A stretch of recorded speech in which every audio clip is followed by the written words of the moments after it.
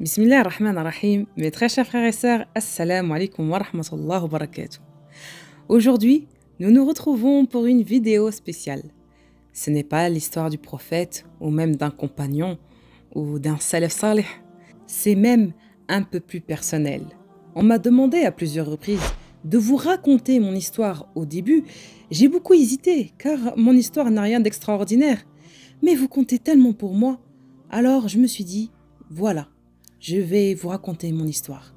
N'oubliez pas que cette chaîne est la vôtre, donc n'hésitez pas à commenter en bas de la vidéo pour choisir, Inch'Allah, la prochaine histoire.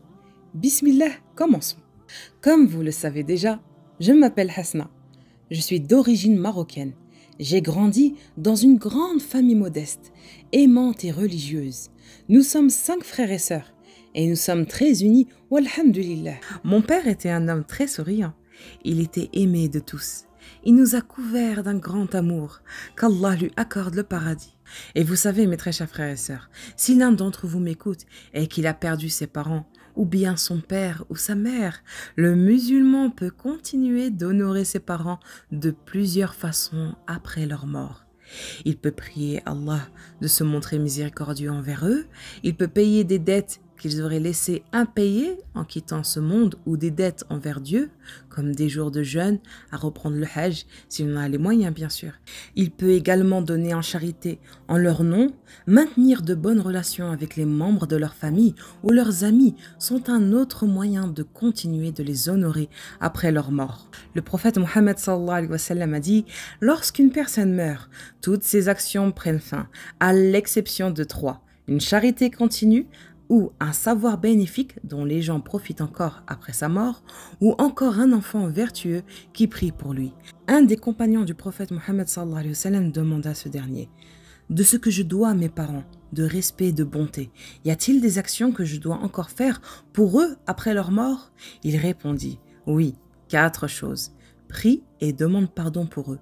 Remplis les promesses qu'ils ont faites. Sois bon envers leurs amis et maintiens leurs liens de parenté. » Il est donc clair que la bonté et la gratitude envers nos parents doivent se poursuivre même après leur mort.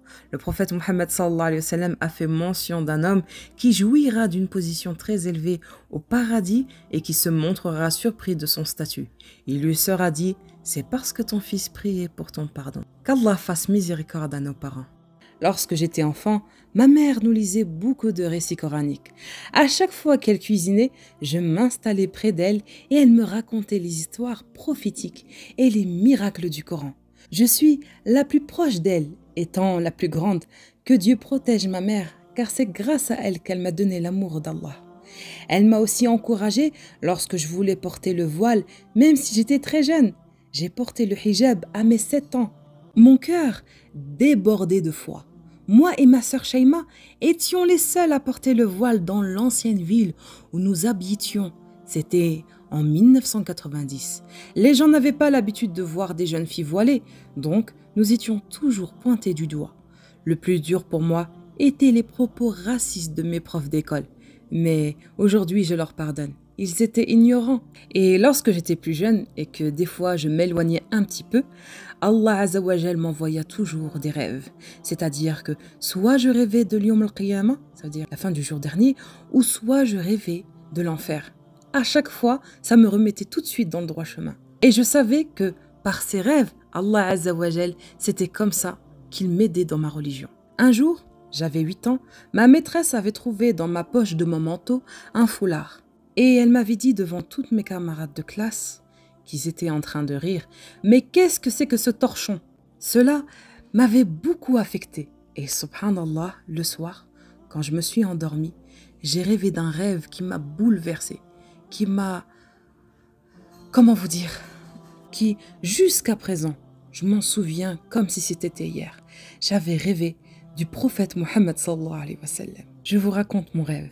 J'ai rêvé que le prophète Mohammed sallallahu alayhi wa sallam était venu à l'école et qu'il avait dit « 2 filles dans cette école rentreront au paradis avec moi, c'est-à-dire moi et ma petite sœur Shaima. » Quand j'avais fait ce rêve, je me suis réveillée en sursaut.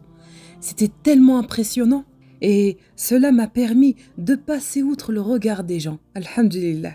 Ma mère, qu'Allah la protège, nous ramène chaque année au Bourget.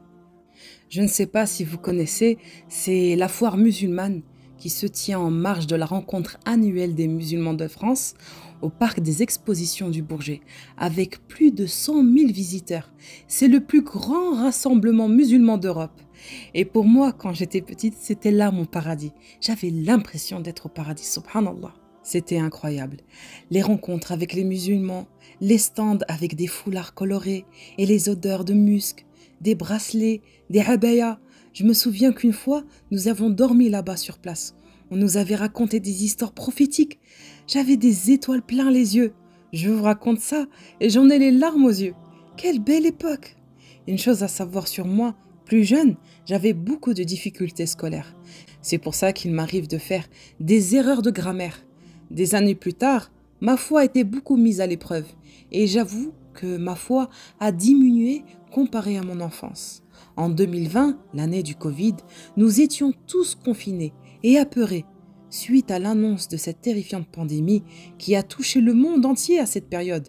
Et à ce moment-là, j'étais en dépression.